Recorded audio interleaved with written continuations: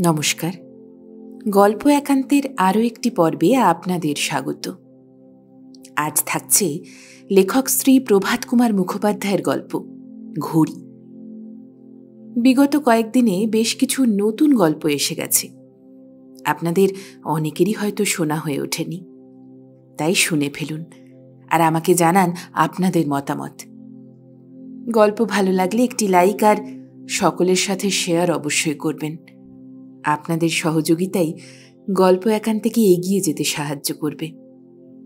আর অনেকের কাছেই হয়তো নতুন গল্পের নোটিফিকেশন পৌঁছচ্ছে না, তাই পরবর্তী গল্প শোনার জন্য সাবস্ক্রাইব করে বেল আইকন প্রেস করে অল নোটিফিকেশন অন করে রাখুন, যাতে গল্প এলেই প্রথমেই আপনার কাছে পৌঁছে যায়।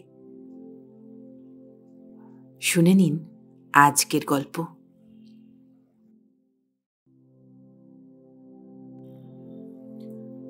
ঘড়ি অর্থে ঘটিকা যন্ত্র নহে, উহা একজন ষোড়শী পাহাড়িয়া সুন্দরীর নাম। বায়ু পরিবর্তনের জন্য পাহাড়ে গিয়া সেই ঘড়িকে লইয়া মহা বিপদে পড়িয়াছিলাম।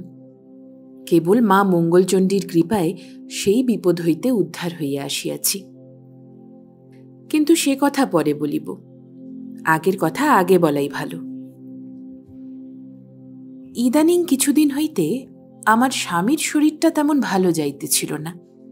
মাঝে মাঝে জ্বর হয়, হজমের গোলমাল, রাত্রিতে ভালো ঘুম হয় না, এইরূপ নানানখানা।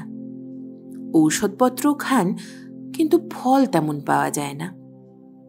বয়স হইয়াছে, আমার হয় নাই, আমি তার দ্বিতীয় পক্ষের স্ত্রী।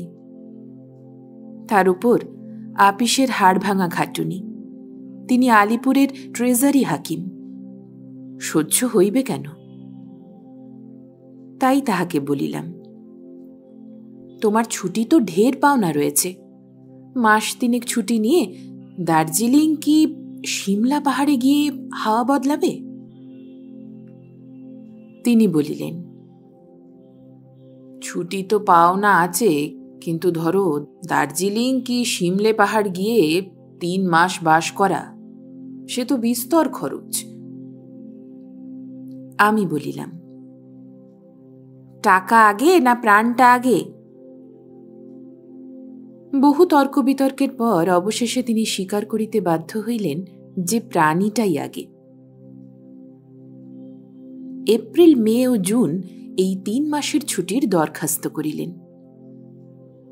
এদিকে দার্জিলিংয়ে তাহার এক বন্ধুকে চিঠি লিখিলেন, যেন মাসিক 100 টাকা ভাড়ায় একটা ভালো বাড়ি তিনি ঠিক করিয়া রাখেন। সংসারে আমাদের একটি ছেলে আর একটি মেয়ে। ছেলেটি ওর প্রথম পক্ষের, নাম সুধীর কৃষ্ণ, আমরা ডাকি সুধা বলিয়া। আমায় যখন উনি বিবাহ করিয়া আনিলেন তখন সুধার বয়স 9 মাস মাত্র। আমি সুধাকে মানুষ করিয়াছি। সুধা বড় হইয়া জানিয়াছে বটে যে আমার গর্ভে সে জন্মে নাই, কিন্তু তাহা মস্তিষ্কের ভিতর জানিয়াছে মাত্র। হৃদয়ের ভিতরে সে জানে যে আমি উহার আসল জননী। সুধার বয়স 21 বছর, সে বিয়ে পড়িতেছে, আগামী বৎসর পাশ দিবে। আর কন্যার নাম ইন্দিরা, কিন্তু আমরা ডাকি খুকি বলিয়া। যদিও সে নিতান্ত খুকি নহে, 14 বৎসর হইয়াছে, গোখলে মেমোরিয়াল স্কুলে 4র্থ শ্রেণীতে পড়ে। তাহার বিবাহ এখনো দিই নাই। মেয়ের 16 বছর বয়স হওয়ার আগে বিবাহ দেওয়া উহার মত নয়। ছুটি মঞ্জুর হইয়াছে, কিন্তু দার্জিলিংয়ের বন্ধু চিঠি লিখিয়াছেন, দার্জিলিংয়ে এবার অত্যন্ত ভিড়, 100 টাকার ভিতর ভালো বাড়ি পাওয়া যাইতেছে না। কার্শিয়াংয়ে ওই টাকায় ভালো বাড়ি পাওয়া যায়, যদি মত হয়, ইত্যাদি। উনি বলিলেন, তবে চলো কার্শিয়াংয়েই যাওয়া যাক। সেই মতো চিঠি লিখে দেওয়া হইল। কয়েকদিন পরে উত্তর আসিল, আমি নিজে কার্শিয়াংয়ে গিয়া সেন্ট মেরি পাহাড়ের গায়ে একখানি সুন্দর বাড়ি ঠিক করিয়া আসিয়াছি। 3 মাসে 250 টাকা ভাড়া দিতে হইবে। সেখানে আমার এক বন্ধু ডাক্তার গিরিজা বাবু আছেন। তিনি অতি সদাশয় ব্যক্তি। তাহাকে বলিয়া আসিয়াছি, কোন তারিখে পৌঁছিবেন তাহাকে আপনি পত্র লিখিবেন, তিনি আপনার সমস্ত বন্দোবস্ত করিয়া দিবেন, ইত্যাদি। গ্রীষ্মাবকাশের জন্য কলেজ বন্ধ হইতে তখনও 3 সপ্তাহ বিলম্ব আছে। খুকির ছুটি হইতে বুঝি 1 মাস। উনি বলিলেন, খুকির স্কুল কামাই হয় হোক, সুধার কলেজ কামাই করিয়া কাজ নাই, শেষে পার্সেন্টেজের গোলমাল হইতে পারে।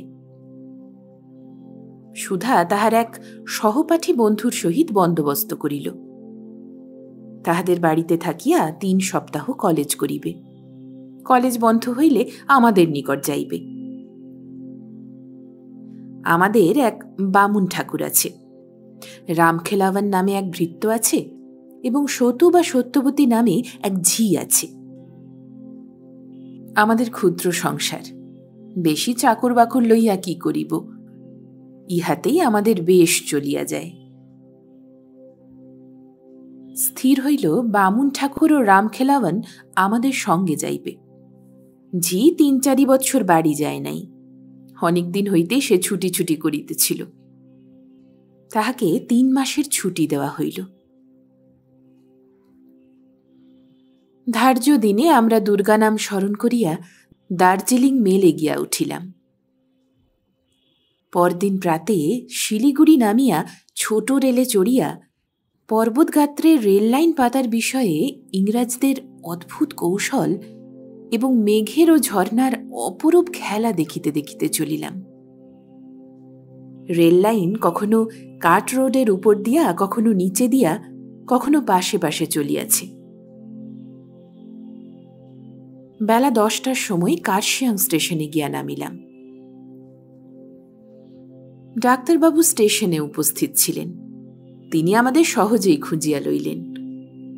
আমার স্বামীকে বলিলেন, এ কি করেছেন আপনারা? রেলে কেন এলেন?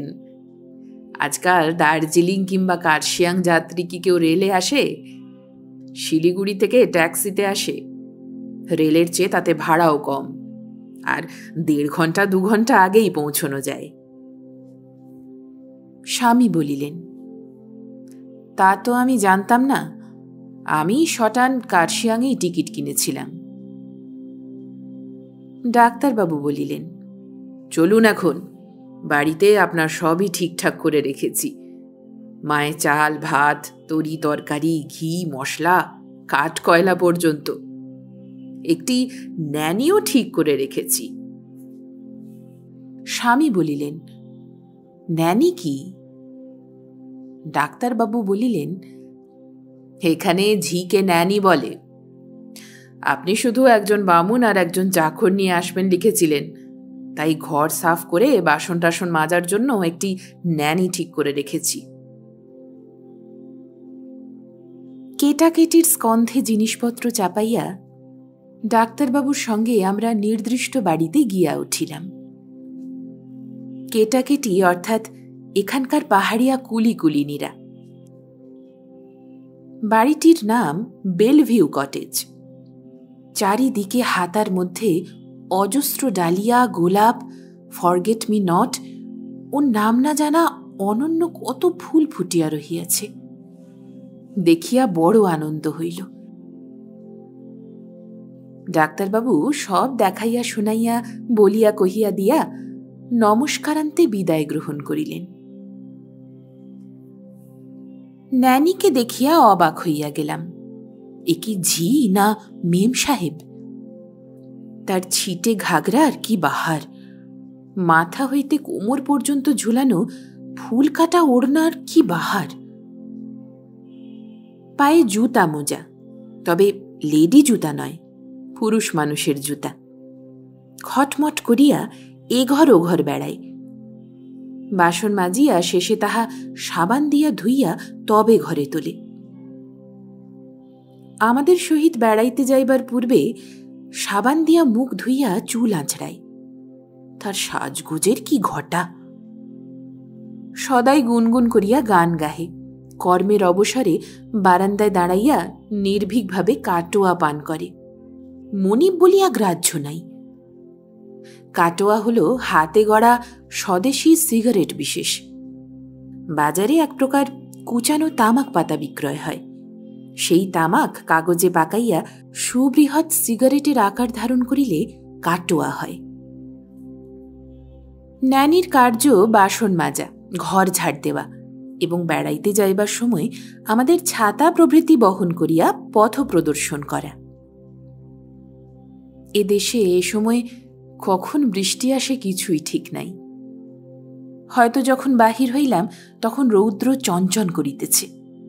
15 মিনিট পরেই দেখি, হুমা, আকাশ মেঘাচ্ছন্ন, ঝমঝম করিয়া বৃষ্টি শুরু হইয়া গেল। তাই সঙ্গে ছাতা থাকা একান্ত প্রয়োজন। এমন লোক নাই, এমন স্থান নাই যাহার পুঙ্খানুপুঙ্খ সংবাদ ন্যানি বলিতে পারে না। এমন বিষয় নাই যাহা তাহার অজ্ঞাত। এমনকি সাহেব লোক মরিলে তাহার কবর খুঁড়িতে 9 ফিট গর্ত করা নিয়ম, তাহাও সে অবগত আছে। সে জাতিতে পাহাড়িয়া নেপালি হইলেও হিন্দি বেশ বলিতে পারে। সুতরাং তাহার সহিত কথাবার্তা কহিতে আমার কোনো অসুবিধা হয় না। নানি ডোমারাম বস্তিতে মাসিক 2 টাকা ভাড়ায় এক ঘর লইয়া বাস করে। প্রাতে আসিয়া এবং রাতে বিদায়কালে নিত্য বলে, বাবু সেলাম, মাইজি সেলাম, খুকি সেলাম, ঠাকুর সেলাম। ঠাকুর রোজ তাহাকে 1 থালা ভাত দেয়, তাই ঠাকুরও সেলাম। ঠাকুরের এই খাতির। আমরা পৌঁছিবার কয়েকদিন পরে খুকি হাসিতে হাসিতে আসিয়া বলিল, মা, শুনেছ, ন্যানির এক মেয়ে আছে, তার নাম কি জানো? বলিলাম, না, কি নাম? তার নাম ঘড়ি। বলিয়া সে হাসিয়া লুটাইতে লাগিল। হাসি থামিলে বলিল, আচ্ছা মা, সে মেয়েকে যদি আমাদের স্কুলে ভর্তি করতে হয়, তবে রেজিস্ট্রারিতে তার কি নাম লেখানো হবে? শ্রীমতী ঘড়ি সুন্দরী দেবী। বলিয়া পুনশ্চ সে হাসির ফোয়ারা খুলিয়া দিল। আমি বলিলাম, যেমন অদ্ভুত দেশ, নামগুলোও কি তেমনি অদ্ভুত। কত বড় মেয়ে জিজ্ঞাসা করেছিস? হ্যাঁ, আমার চেয়ে বড়। ন্যানি বলে তার বয়স 17। কোন এক সাহেবের কুঠিতে সে আয়াগিরি করে, মেম সাহেবের লেড়কা খেলায়। মা, তাকে একদিন নিয়ে আসতে বলো না ন্যানিকে, আমি ঘড়ি দেখব। বলিলাম, আচ্ছা, বলবো। 2-1 দিন পরে ন্যানিকে জিজ্ঞাসা করিলাম, ন্যানি, তোর খসম আছে তো? ন্যানি বলিল, ও তো বহুত দিন ভাগ গিয়া। ভাগ গিয়া কি রে? কোথা ভাগ গিয়া? ন্যানি তখন তার জীবনের ইতিহাস সংক্ষেপে বলিল, তাহার কন্যা যখন মাত্র 2 বৎসরের, তখনই তার স্বামী পালাইয়া এক সাহেবের সহিত কলিকাতায় চলিয়া যায়। না লেখে চিঠিপত্র, না পাঠায় টাকা কড়ি। কিছুদিন তার জন্য অপেক্ষা করিয়া ন্যানি উদরান্নের জন্য ডাউহিল স্কুলে আয়াগিরি চাকরি গ্রহণ করে। সে স্কুলে খালি সাহেবদের মেয়ে পড়ে। অনেক মেয়ে সেই স্কুলে বাসও করে। বোর্ডিং হাউসও আছে। আবার অনেক মেয়ে বাহির হইতে আসিয়া পড়িয়াও যায়। 4-5 বৎসর পরে কলিকাতা হইতে আগত এক সাহেবের খানসামার মুখে সে তার স্বামীর সংবাদ পায়। সে নাকি এক বড়া সাহেবের বাবুর্চিগিরি করিতেছে এবং সেখানেই এক স্বজাতিয়া মেয়েকে বিবাহ করিয়া নূতন সংসার পাতিয়া সুখে স্বচ্ছন্দে আছে। সেই সাহেবের ঠিকানায় স্বামীকে সে এক পত্র লিখিয়াছিল, কিন্তু কোনো উত্তর পায় নাই। তারপর হইতে কত লোককে জিজ্ঞাসা করিয়াছে, কিন্তু কেহই তাহার স্বামীর সংবাদ বলিতে পারে নাই। 2 বৎসর হইল স্কুলের সে চাকরি তাহার গিয়াছে। তাহার জিম্মা হইতে নাকি এক দুষ্ট মেয়ে পলাইয়া যায়, তাই সাহেবেরা তাকে তাড়াইয়া দিয়াছেন। তারপর হইতে সে কখনো সাহেবের বাড়িতে আয়াগিরি, কখনো বাঙালির বাড়িতে ন্যানিগিরি করিয়া জীবন যাপন করিতেছে। বলিলাম, তবে এদিকে 10-12 বছর তোর স্বামীর কোনো খবর পাসনি? না মাইজি। খোঁজ নে না, যদি মরে গিয়ে থাকে তবে তো তুই আবার শাদি করতে পারিস। তোদের দেশে তো বিধবা বিবাহ হয়। ন্যানি বললে, না মাইজি, শাদি আর আমি করতে চাইনি। পাহাড়ি লোক বড় নেশা করে, জরুকে মারে, এ আমি বেশ আছি। এখানে তোর মেয়ে ছাড়া আর কেউ আছে? আছে মাইজি, আমার এক ভাই আছে, সে ক্ল্যারেন্টনে চাকরি করে। তার নাম কি? 8 নম্বর। আমি বিস্মিত হইয়া জিজ্ঞাসা করিলাম, 8 নাম্বার কি রে? মানুষের নাম কি ওরকম হয়? ন্যানি বলিল, পূর্বে তার অন্য নাম ছিল বটে, কিন্তু ক্ল্যারেন্টনে ঢুকিয়া অবধি তাহার নাম হইয়া গিয়াছে 8 নম্বর। ওই নামেই সকলে তাকে ডাকে। কর্তার কাছে আমি এই গল্প করিলে তিনি বলিলেন, ন্যানির ভাই বোধহয় ক্ল্যারেন্টন হোটেলে 8 নম্বর খিদমতগার। মন্টেক্রিস্টো গল্পের নায়ক এডমান্ড ড্যান্টাসের সুদীর্ঘ কারাবাসকালে তাহার নাম লুপ্ত ও বিস্তৃত হইয়া যেমন একটা নম্বরে পরিণত হইয়াছিল, ইহাও বোধ হয় তাই। আমার অনুরোধে ন্যানি তাহার মেয়েকে একদিন লইয়া আসিল। দেখিলাম মেয়েটি বেশ সুশ্রী, নূতন যৌবন তাহার অঙ্গ প্রত্যঙ্গে ঢলঢল করিতেছে, বেশ সভ্যভব্য, ফিটফাট।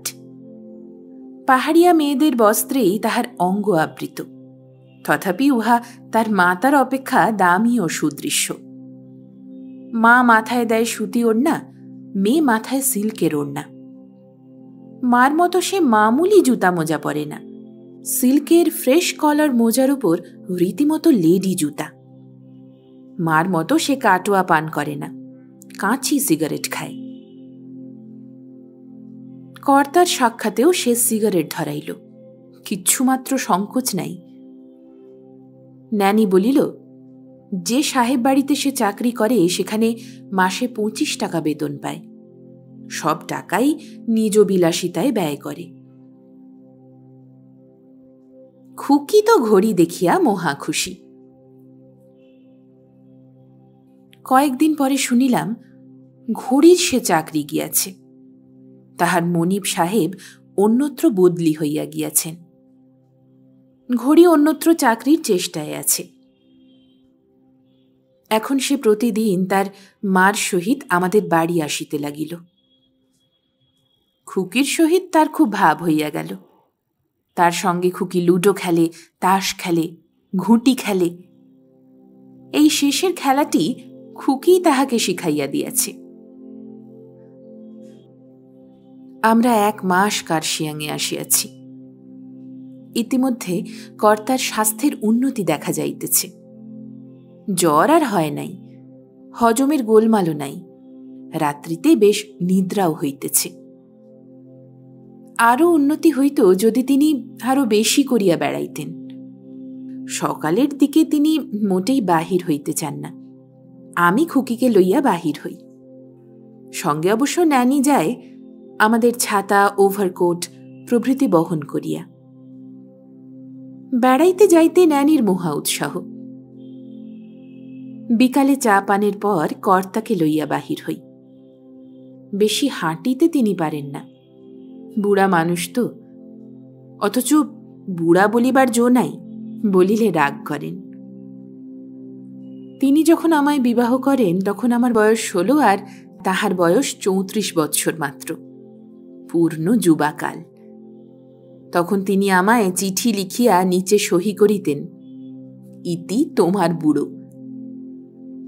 এখন 20 বৎসর পরে আর তিনি নিজেকে বুড়া বলিয়া স্বীকার করিতে চান না। 1 সপ্তাহ হইল সুধার কলেজ বন্ধ হইয়াছে, কিন্তু এখনো সে আসে নাই। সেই জন্য আমরা মহা ভাবনায় পড়িয়া গিয়াছি। আমরা যখন কলিকাতা ছাড়িয়াছিলাম তখনও মহাত্মা গান্ধীর লবণ সত্যাগ্রহ আরম্ভ হয় নাই। লবণ সত্যাগ্রহ আরম্ভ হইবার কথা এখানে আসিয়া খবরের কাগজে পড়িয়াছি।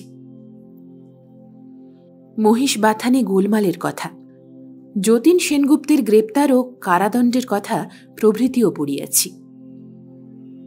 প্রত্যহই সংবাদপত্রে দেখি গোলমাল বাড়িয়াই চলিয়াছে, থামিবার কোনো লক্ষণ নাই। সুধা যদিও সত্যাগ্রহী দলে যোগদান করে নাই, তথাপি আমরা জানি তাহার 16 আনা ঝোঁক সেই দিকেই রহিয়াছে। কলেজ বন্ধ হইল, ছেলে তবে কলিকাতায় কি করিতেছে? এমন সময়ে কর্তার নামে সুধার এক পত্র আসিল। সে পত্র পড়িয়া আমাদের মাথা ঘুরিয়া গেল। সত্যাগ্রহ সম্বন্ধে সে উচ্ছ্বসিত ভাষায় তাহার পিতাকে লিখিয়াছে। আপনি জিজ্ঞাসা করিতে পারেন ফল কি হইল। যে ফল 10 বৎসর পরে প্রকট হইবে, সে ফলের কথা না ধরিলেও আমরা যে আশাতীত ফল পাইয়াছি তাহা অস্বীকার করিবার জো নাই। আপনি লাঠি লইয়া মারিতে আসিলে আমিও লাঠি লইয়া মারিতে যাই, এটা সাধারণ ব্যাপার। কিন্তু আপনি তোপ বন্দুক লইয়া গুলি করিবার জন্য প্রস্তুত হইয়া আছেন, আর আমি বুক ফুলাইয়া মারো বলিয়া দাঁড়াই, এটা বাঙালির পক্ষে তো বটেই, সকল জাতির পক্ষেই অসাধারণ ব্যাপার। আর যেখানে এরূপ ব্যাপার 1টি 2টি নহে সহস্রাধিক হইয়া গিয়েছে, সেটাকে আশাপ্রদ চিহ্ন বলিয়াই ধরিতে হইবে। কলিকাতার অবস্থা বর্ণনা করিতে গিয়া সে লিখিয়াছে, সর্বাপেক্ষা আশ্চর্য বিষয়, বিনা চেষ্টায় বিনা প্রোপাগান্ডায় একদিনে বাঙালি সিগারেট ছাড়িয়া দিয়াছে। কোনো পানওয়ালার নিকট সিগারেট পাইবেন না। একজন নির্লজ্জ বাঙালি এক খোট্টা পানওয়ালার কাছে কাঁচি মার্কা সিগারেট চাহিয়াছিল। সে খানিকক্ষণ অবাক হইয়া বাবুর মুখের দিকে চাহিয়া থাকিয়া শেষে বলিয়াছে, বাবু, কাঁচি মার্কা নেহি হ্যাঁ, জুতি মার্কা হ্যাঁ, খাওগে? ইত্যাদি ইত্যাদি। এই পত্রে সে তার পিতাকে কর্মে ইস্তফা দিবার জন্য বিশেষ অনুনয় করিয়া লিখিয়াছে। পত্র পড়িয়া উনি তো তেলে বেগুনে জ্বলিয়া উঠিলেন। বলিলেন, দেখেছ ছেলে বেটার কাণ্ড। আমি জয় মহাত্মা গান্ধী বলে চাকরিটা ছেড়ে দিই, তারপর খাই কি? নুন। নুন খেয়ে কদিন বাঁচব? ছেলেটা পাছে সত্যাগ্রহের দলে ভিড়িয়া যায়, এই ভাবনায় আমরা স্বামী স্ত্রী অস্থির হইয়া উঠিলাম। বুদ্ধি খাটাইয়া ছেলেকে পত্র লিখিলাম, বাবা সুধা, উনি তোমার পত্র পাইয়াছেন, কিন্তু শারীরিক অসুস্থতাবশত নিজে উত্তর লিখিতে পারিলেন না।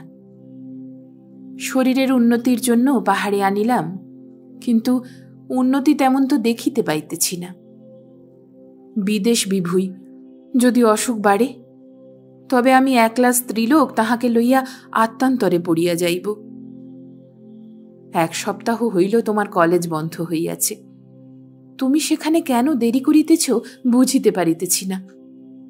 পত্রপাঠ মাত্র তুমি চলিয়া আসিবে, 1টি দিনও বিলম্ব করিও না। এই চিঠির ফল ফলিল, সুধা চলিয়া আসিল। পোশাক তাহার আগাগোড়া খদ্দরে নির্মিত।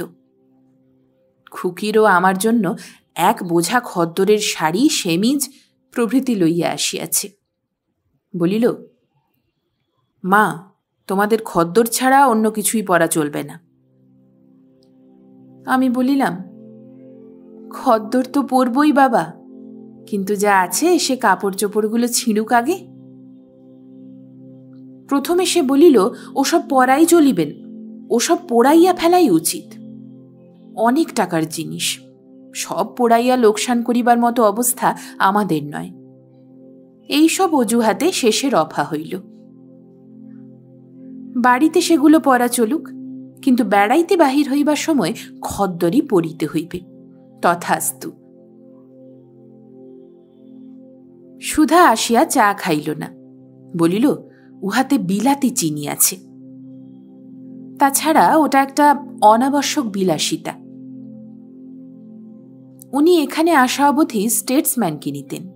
সুধা আসিয়া তাহার স্টেটসম্যান কেনাও বন্ধ করিয়া দিল। দেশি খবরের কাগজ পূর্বাবধি বন্ধ হইয়া গিয়াছিল। সুতরাং কলিকাতার তথা সারা দেশের আর কোনো সংবাদই পাই না। একদিন লোকমুখে শুনিলাম মহাত্মা গান্ধী গ্রেপ্তার হইয়াছেন। সেদিন সুধা উপবাস করিবে বলিয়া বাহানা ধরিল। অনেক কষ্টে তাহাকে কিছু দুধ ও মিষ্টান্ন খাওয়াইলাম। আমিও তাহাই খাইলাম। ছেলে উপবাসী, মা খায় কোন লজ্জায়। ৩-৪ দিন পর খুকি আসিয়া বলিল, মা, ঘড়ি বেশ ইংরাজি কথা কইতে পারে। দাদার সঙ্গে ফরফর করে ও ইংরেজি বলছিল, আমি তো বুঝতেই পারলাম না। ন্যানিকে জিজ্ঞাসা করিলাম, হ্যাঁ ন্যানি, তোর মেয়ে ইংরাজি কথা কইতে জানে? সে বলিল, হ্যাঁ মাইজি, জানে বই কি। আমি তখন ডাউহিল স্কুলে চাকরি করতাম। ও তখন ইংরেজি বাবাদের সঙ্গেই খেলা করত কি না। সেখানকার বড় সাহেব যিনি ছিলেন, তিনি পাদ্রী। তিনি দয়া করে ইংরাজ মেয়েদের সঙ্গে ক্লাসে বসে ওকে পড়তে হুকুম দিয়েছিলেন। ছেলেকে জিজ্ঞাসা করিলাম, হ্যাঁ সুধা, ঘড়ি নাকি ইংরাজি বলতে পারে? সুধা বলিল, হ্যাঁ মা, ও বেশ ইংরেজি বলে, কিন্তু কথা যেমন বলতে পারে বই তেমন পড়তে পারে না। আর বানান সব অশুদ্ধ, কানে শুনে শেখা কিনা। আমি ওকে বই পড়তে শেখাবো মনে করছি। খুকিও সেই সঙ্গে পড়বে। ২-১ দিন পরে দেখিলাম খুকিও ঘড়িকে লইয়া সুধা রীতিমতো স্কুল খুলিয়া বসিয়াছে। দুবেলায় ৩-৪ ঘণ্টা উহাদের পড়ায়। কর্তা শুনিয়া বলিলেন, ও পাহাড়ি মেয়েটার সঙ্গে সুধাকে মিশতে বারণ করে দিও। আমি বলিলাম, কেন, তাতে আর দোষ কি? তিনি বলিলেন, তোমার সমত্ব ছেলে ওই সুন্দরী সমত্ব মেয়েটার সঙ্গে বেশি মেশা কি ভালো? শেষে কি থেকে কি হবে বলা যায় কি? জানো তো, চাণক্য পণ্ডিত বলেছেন, ঘি আর আগুন একসঙ্গে স্থাপন করবেন না। আমি শুনিয়া বলিলাম, না না, ছেলে আমার সে চরিত্রের নয়, কোনো ভয় নাই। ওই একটা নেশা নিয়েই মেতে আছে, থাকুক না। নয়তো শেষে কোন দিন বলে বসবে, চললাম আমি নুন তৈরি করতে। তিনি আর কিছু বলিলেন না। দিন ১৫ পরে একদিন খুকি আসিয়া চুপি চুপি আমায় বলিল, উমা, সর্বনাশ হয়েছে। তার চক্ষু দুটি ছলছল। ভীত হইয়া জিজ্ঞাসা করিলাম, কি হয়েছে রে? ঘড়িকে দাদা ভালোবাসে, ওকে বিয়ে করবে।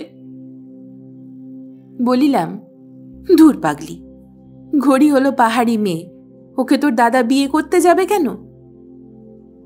খুকি বলিল, হ্যাঁ মা, দাদা ওকে ভালোবাসে। আমি সচক্ষে দেখেছি। ঘড়ির বই খাতার মধ্যে একখানা কাগজে লেখা আছে, আমি তোমায় ভালোবাসি। দাদার নিজের হাতের লেখা। বলিতে বলিতে মেয়ে প্রায় কাঁদিয়া ফেলিল। কাঁদিবার তাহার কারণ ছিল। উহাদের ক্লাসে একটি মেয়ে পড়ে, উহার চেয়ে বছর ২-এর বড়। তার নাম লীলাবতী ব্যানার্জি। আমার স্বামী মুখার্জি। খুকি তাহাদের বাড়ি যায়, লীলাও আমাদের বাড়িতে আসে। দুইজনে অত্যন্ত ভাব। খুকির একান্ত ইচ্ছা সেই লীলার সঙ্গেই তার দাদার বিবাহ হবে।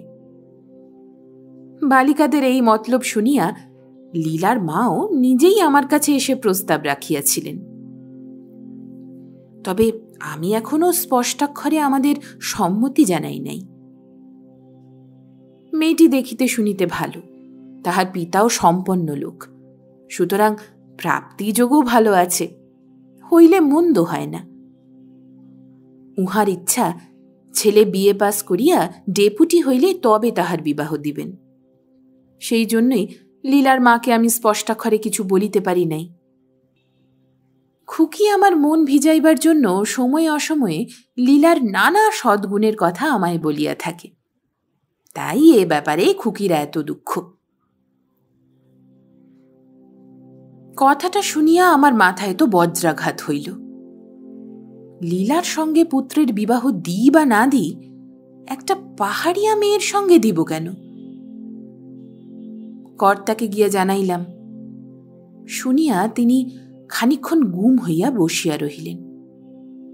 তারপর বলিলেন, সেই কালেই আমি তোমাকে সাবধান করে দিইনি? খুব খানিকটা বকিলেন। তা বকুন, বকুনি আমার পাওনা হইয়াছে বই কি। আমি চুপচাপ বসিয়া বকুনি হজম করিয়া শেষে বলিলাম, সে তো যা হবার তাই হয়ে গেছে, এখন উপায় কি বলো? কয়েক মুহূর্ত চিন্তা করিবার পর তিনি বলিলেন, সুধা যে ওকে বিয়ে করতে চায় সে কথা তোমায় কে বললে? সুধা নিজে বললে? বলিলাম, না, সুধা বলেনি, খুকি বললে। ওই যে ইংরেজিতে ওকে লিখেছে, আমি তোমায় ভালোবাসি। তিনি হাসিয়া বলিলেন, খুকি এখন নভেল পড়তে শিখেছে কিনা, ও মনে করে ভালোবাসলেই বুঝি বিয়ে করতে হয়। আমার তো মনে হয় বিয়ে করবার কল্পনা সুধা করেনি, এত নির্বোধ সে নয়। তুমি পাহাড়ি মেয়েদের চরিত্র জানো না, ওদের এই বিষয়ে নীতিজ্ঞান খুব শিথিল। কিন্তু আমি যা আশঙ্কা করছি তাই যদি হয়ে থাকে বা হবার উপক্রমও হয়ে থাকে, সেও তো ঠিক নয়, অত্যন্ত অন্যায়। তুমি এক কাজ করো, মেয়েটাকে তো বিদায় করোই, ন্যানিকেও বিদায় করো, এই বিষয়ের জড়ই মেরে দাও। কর্তার আদেশ প্রতিপালন করিলাম। ন্যানিকে তাহার বেতন চুকাইয়া দিয়া বলিলাম, তুমি আর কাল থেকে এসো না, আমি অন্য ন্যানি ঠিক করব। ন্যানি বলিল, কাহে মাইজি, ক্যা কসুর হুয়া? কিন্তু আমি কোনো উত্তর না দিয়া গম্ভীর হইয়া রহিলাম। ঘণ্টাখানেক পরে সুধা আসিয়া বলিল, হ্যাঁ মা, ন্যানিকে তুমি জবাব দিয়েছ? কি দোষ হয়েছে ওর? গম্ভীরভাবে বলিলাম, ওর কোনো দোষ হয়নি, দোষ হয়েছে তোমার। আমার? কি দোষ করেছি আমি? দোষ করনি তুমি? ঘড়ি একটা যুবতী মেয়ে, ওর সঙ্গে কি ব্যবহার করেছ তুমি? আমাদের এতদিন ধারণা ছিল তুমি অতি সৎ ছেলে, তুমি যে এমন ইতর হতে পারো তা তো আমরা জানতাম না। তোমার এই ইতর ব্যবহারে লজ্জায় আমাদের মাথা হেঁট হয়ে গেছে। উনি তো রেগে কাঁই হয়েছেন। সুধা পূর্ববৎ বিস্মিতভাবে বলিল, কেন, কি ইতর ব্যবহার করেছি আমি? তুমি ওকে ইংরেজিতে লেখনি যে তুমি ওকে ভালোবাসো? খুকি ওর খাতাপত্রের মধ্যে থেকে সেই কাগজ দেখেছে। খুকি তোমার হাতের লেখা চেনে? সুধা বলিল, ও এই কথা, তবু ভালো। হ্যাঁ মা, আমি ও কথা তাকে লিখেছি বটে, কিন্তু আমি তো কোনো, কি বলে গিয়ে, ডিসঅনারেবল অর্থাৎ অসাধুভাবে ও কথা তাকে লিখিনি। আমি তাকে বিবাহ করবার প্রস্তাব করেছি এবং সেও আমায় গ্রহণ করতে সম্মত আছে। বলিলাম, সে কি রে, বামুনের ছেলে হয়ে তুই একটা অজাতের মেয়েকে বিয়ে করবি? কেন মা, তাতে দোষ কি? সেও ভারতবর্ষে জন্মেছে, নেপাল তো ভারতবর্ষেরই অন্তর্গত, আর আমিও ভারতবর্ষের সন্তান। মহাত্মা বলেছেন, জাতিভেদ প্রথা এ দেশ থেকে যত শীঘ্র উঠে যায় ততই মঙ্গল। বলিলাম, জাতিভেদ তুই না মানিস, আমরা তো মানি। কেন, বাংলাদেশের স্বজাতির ঘরে ইংরেজি কইতে পারে এমন মেয়ে কি নেই? ঘড়িকে বিয়ে করবার মতলব তোর কেন হলো? এতদিন যে তোকে খাইয়ে পড়িয়ে লেখাপড়া শিখিয়ে মানুষ করলাম, তার কি এই প্রতিফল তুই দিচ্ছিস আমাদের? যে আমার বাসন মাজা ঝি, তাকে আমায় বলতে হবে বেয়ান?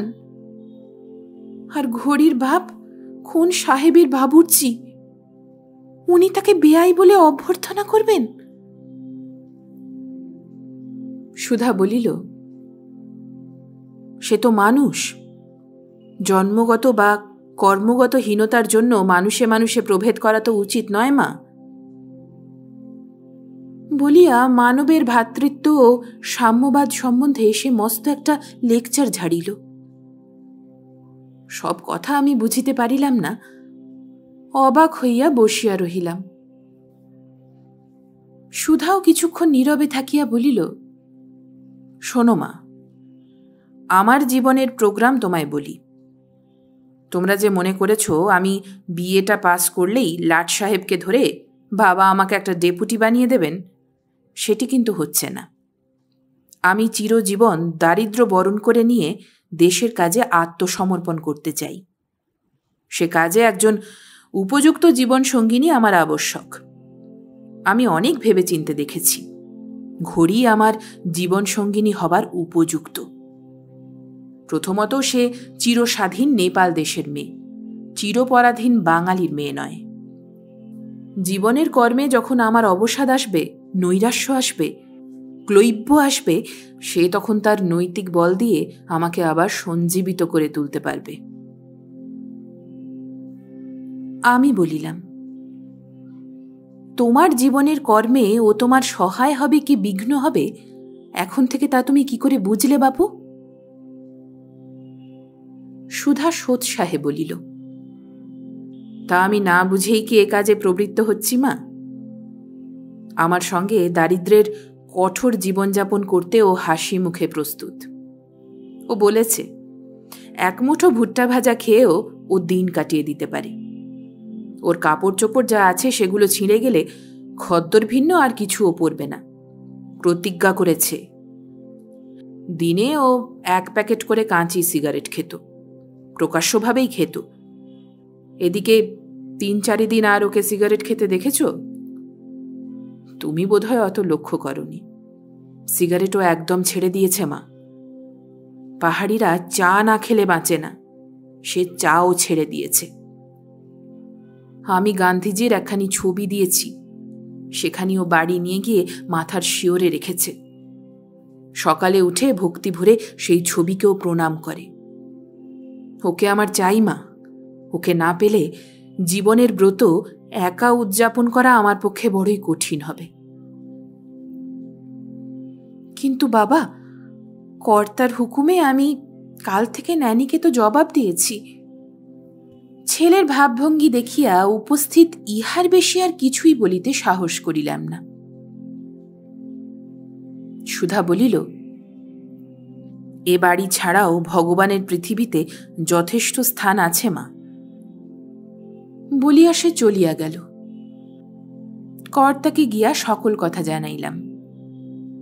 তিনি খানিকক্ষণ চুপ করিয়া থাকিয়া বলিলেন, ছেলের অদৃষ্টে যদি এতদূর অধোগতি লেখা থাকে, তবে তাই হবে। তাই হবে কি? আমার ছেলে বিবাহ করিবে ওই ঝিয়ের মেয়েকে? কখনোই তা হইতে দিব না। দেবদেবীরা কি নিদ্রিত? আমি মা মঙ্গলচণ্ডীর শরণ লইব, দেখি তিনি আমার মঙ্গল বিধান করেন কিনা, এ বিপদ হইতে আমায় উদ্ধার করেন কিনা, আমার ছেলের মতিগতি ফিরাইয়া দেন কিনা। আমি মনে মনে বারংবার প্রণাম করিয়া একান্ত মনে প্রার্থনা করিতে লাগিলাম। ঘড়িকে তো বিদায় করিলাম, কিন্তু সংবাদ পাইলাম প্রতিদিন বিকালে সুধা বেড়াইতে বাহির হইয়া ঘড়ির সঙ্গে মিলিত হয়। তাহাকে লইয়া 2-3 ঘণ্টা বেড়াইয়া সন্ধ্যার পর বাসায় ফেরে। একদিন খুকি সুধাকে বলিল, দাদা, তুমি আমাদের সঙ্গে বেড়াতে যাও না, একলা যাও কেন? তোদের সঙ্গে আমার মতের মিল হয় কই? কার সঙ্গে বেড়াও? ঘড়ির সঙ্গে? প্রশ্ন শুনিয়া সুধা রাগে কটমট করিয়া ভগিনীর দিকে চাহিয়া বলিয়াছিল, আমার যা খুশি তাই করি, তোদের কি? না, তাই জিজ্ঞাসা করছি, ঘড়িকে নিয়েই বেড়াও তো? হ্যাঁ, তাই করি। আমি মনে মনে বারংবার ঠাকুর ডাকিতে লাগিলাম। 8 দিন কি 10 দিন পরে একদিন বেলা 10টার সময় গৈথাল হইতে বেড়াইয়া ফিরিতেছি। বাড়ির কাছে পৌঁছিয়া মনে হইল তরকারিপাতি প্রায় ফুরাইয়া আসিয়াছে, একবার বাজার দেখিয়া যাই। সুতরাং রামখেলাওয়ানকে বিদায় দিয়া খুকিকে লইয়া বাজারের দিকে অগ্রসর হইলাম। মইলির দোকানে ঢুকিয়া তরকারিপাতি দর করিতেছি। এমন সময় খুকি আমার গায়ে হাত দিয়া বলিল, ওমা দেখো, ওই ঘড়ি না? রাস্তার অপর দিকে একটা দোকানের সামনে আমাদের দিকে পিছন ফিরিয়া যেন ঘড়ির মতোই একটা মেয়ে দাঁড়াইয়া কি কিনিতেছে। জিনিস লইয়া সে রাস্তায় উঠিবা মাত্রই দেখিলাম ঘড়ি বটে, হাতে 1 প্যাকেট সিগারেট। একটা সিগারেট বাহির করিয়া ধরাইয়া সে স্টেশনের দিকে অগ্রসর হইল। আমরা মইলির দোকানের ভিতরে ছিলাম, আমাদের অবশ্য সে দেখিতে পাইল না। খুকি বলিল, তবে যে মা, দাদা বললে ঘড়ি সিগারেট খাওয়া ছেড়ে দিয়েছে। বলিলাম, নিজের চোখেই তো দেখলি, দাদাকে তোর বলিস গিয়ে। দাদা আমার কথা বিশ্বাস করবে কি না?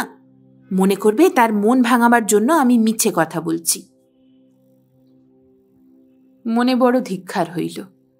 বাহ, আমার বৌমা প্রকাশ্য বাজারের মধ্য দিয়া সিগারেট ফুঁকিতে ফুঁকিতে চলিয়াছেন। কি ভাগ্যবতী শাশুড়ি আমি। তরকারি কিনিয়া একটা কেটি লইয়া খুকির সহিত আমি সেই দোকানটায় গেলাম। দেখিলাম দোকানদার একজন পাহাড়িয়া। তাহাকে জিজ্ঞাসা করিলাম, একটু আগে একজন পাহাড়ি মেয়ে তোমাদের দোকান হইতে 1 প্যাকেট সিগারেট কিনিয়া লইয়া গেল, ও কে বলিতে পারো? দোকানদার বলিল, ওর নাম ঘড়ি।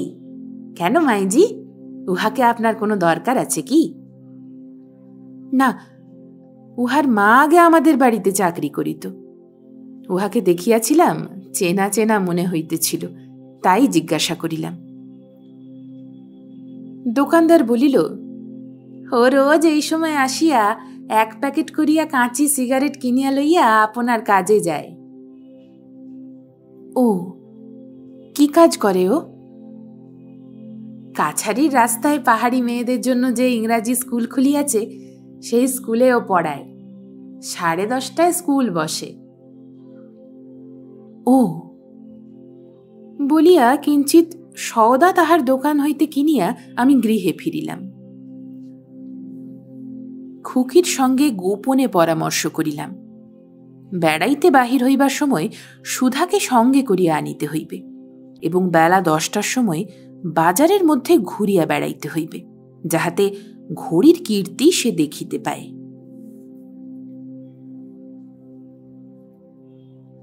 পরদিন চা পানের পর খুকি সুধার ঘরে গিয়া বলিল, দাদা, বিকেলে তো তুমি আমাদের একদিনও বেড়াতে নিয়ে যাবে না, তোমার ঘড়ির সাথে সেই সময় থাকবে, তাই এ বেলায় তুমি আমাদের নিয়ে চলো না। সুধা বলিল, কেন, রামখেলাওয়ানকে সঙ্গে নিয়ে যা না। রামখেলাওয়ান তো যাবেই, নইলে ছাতা টাতাগুলো বইবে কে? তুমি আমাদের সঙ্গে একদিনও বেরো না বলে মা কত দুঃখ করেন। করেন নাকি? সুধা বলিল, আচ্ছা তবে চল, আমিও যাচ্ছি। যে মতলব করিয়া সুধাকে বেড়াইতে লইয়া গেলাম তাহা সিদ্ধ হইল না। 10টার পূর্বে বাজারের ভিতর ঢুকিয়া তরকারি কিনিয়া বেড়াইতে লাগিলাম এবং মাঝে মাঝে সেই দোকানটার দিকে চাহিতে লাগিলাম। কিন্তু ঘড়িকে দেখিতে পাইলাম না। 10টা বাজিল, 10:15 বাজিল, 10:30 হইয়া গেল, তথাপি ঘড়ির দর্শন নাই। অবশেষে ক্ষুণ্ণ মনে বাড়ি ফিরিলাম। সে রাত্রিতে এক মনে মঙ্গলচণ্ডীকে খুব ডাকিলাম। পরদিন প্রাতে আবার সুধাকে লইয়া বেড়াইতে বাহির হইলাম। ফিরিবার পথে 10টার পূর্বে বাজারেও প্রবেশ করিলাম, কিন্তু কোনো ফল হইল না।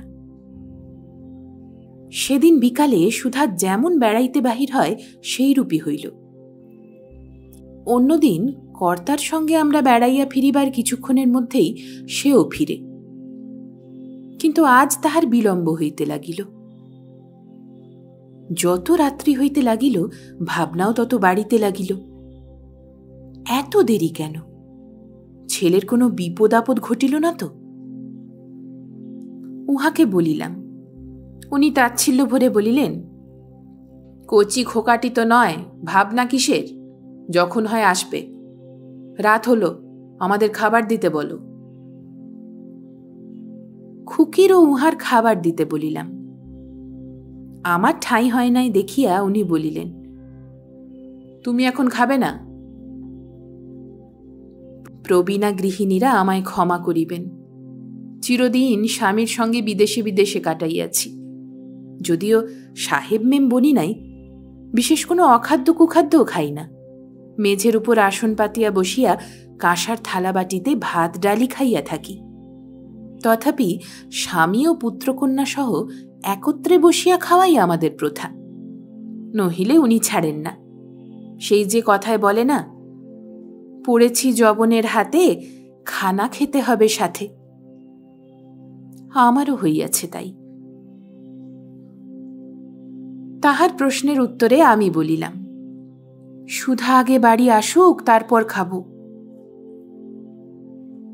তিনি আর কোনো কথা না বলিয়া আহার শেষ করিয়া উঠিলেন। আমি তাহাকে পান জল দিলাম। ভৃত্য তামাক সাজিয়া দিল। ক্রমে রাত্রি 10টা বাজিল, কিন্তু সুধা ফিরিল না। মা হওয়া বড় জ্বালা। বারান্দায় গিয়া দাঁড়াইয়া পথের পানে চাহিয়া রহিলাম। ভৃত্য লণ্ঠন লইয়া ছেলেকে খুঁজিতে বাহির হইবে কিনা ভাবিতেছে। এমন সময় আমাদের বাড়ি উঠিবার পথে টর্চ লাইট পড়িল। ওই বোধহয় সুধা আসিতেছে। টর্চ লাইট আমাদের বাড়ির দিকেই উঠিতে লাগিল। সুধা আসিল। হ্যাঁ রে, এত রাত্রির করলি কেন বলিয়া তাহার মুখের পানে চাহিয়া ভীত হইয়া পড়িলাম। মুখ শুকাইয়া এতটুকু হইয়া গিয়াছে, চোখের দৃষ্টিও কেমন বিভ্রান্ত। উদ্বেগপূর্ণ কণ্ঠে জিজ্ঞাসা করিলাম, হ্যাঁ বাবা, শরীর ভালো আছে তো?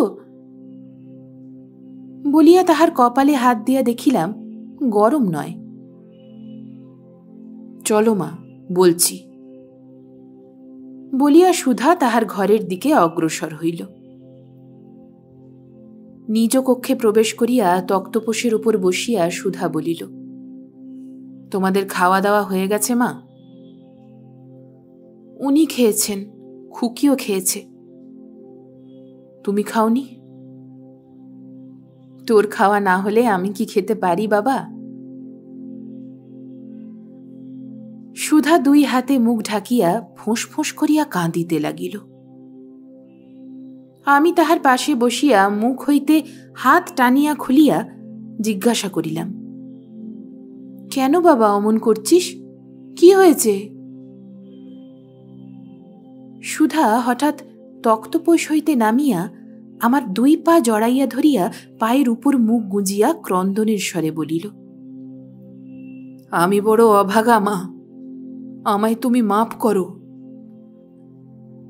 কেন রে, কি হয়েছে শিগগির বল বাবা, আমার যে কান্না পাচ্ছে। সুধা বলিল, তোমাদের কথায় অবাধ্য হয়ে, তোমাদের মনে দুঃখ দিয়ে ঘড়িকে আমি বিয়ে করতে চেয়েছিলাম। সে সংকল্প আমি পরিত্যাগ করেছি মা। আমার অপরাধ তোমরা ক্ষমা করো। এ কথা শুনিয়া আনন্দে মন উল্লসিত হইয়া উঠিল। মনে মনে বলিলাম, জয় মা মঙ্গলচণ্ডী, এ কলিতে তুমি মা জাগ্রত দেবতা। 16 আনার পুজো মেনেছিলাম, আমি 32 আনার পুজো তোমায় দেব মা, কলকাতায় ফিরেই। কিন্তু মনের আনন্দ মনেই চাপিয়া দুঃখের অভিনয় করিয়া বলিলাম,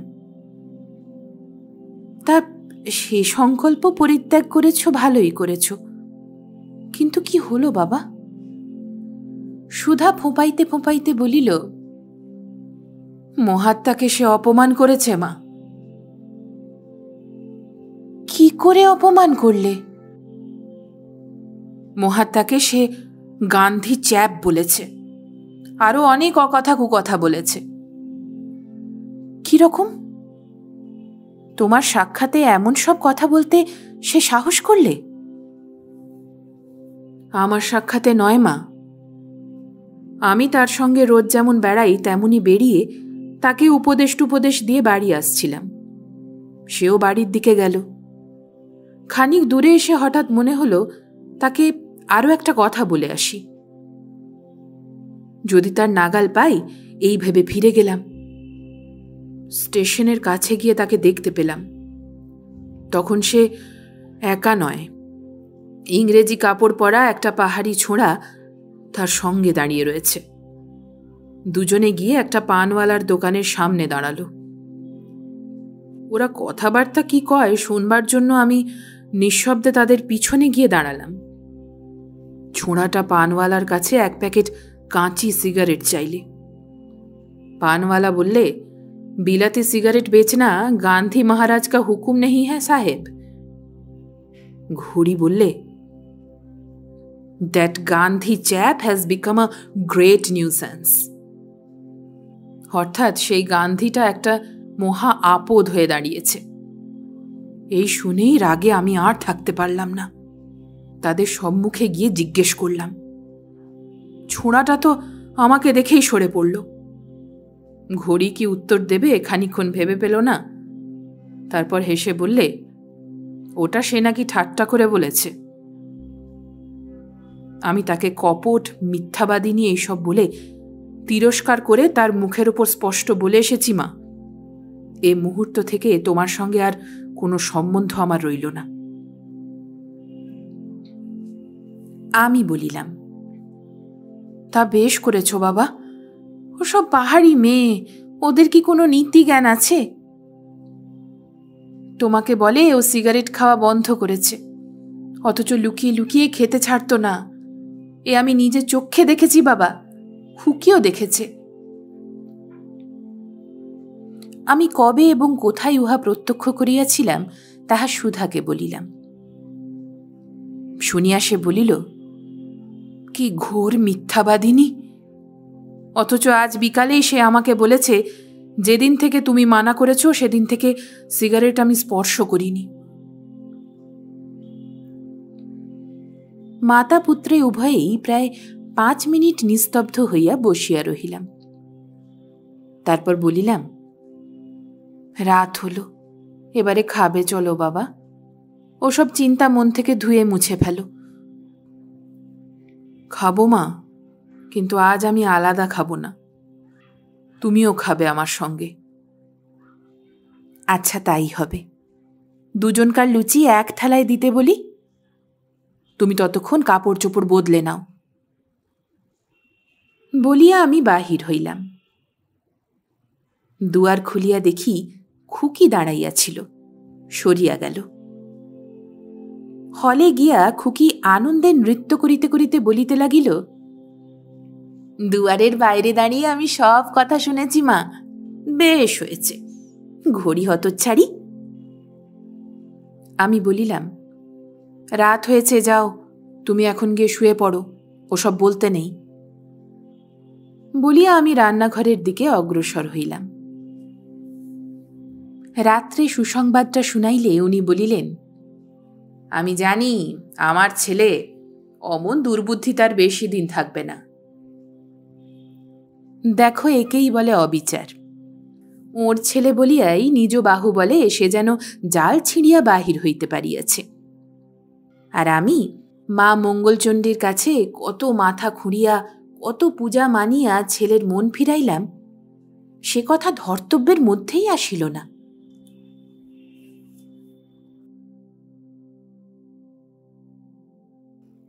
শেষ হল লেখক শ্রী প্রভাত কুমার মুখোপাধ্যায়ের গল্প ঘড়ি।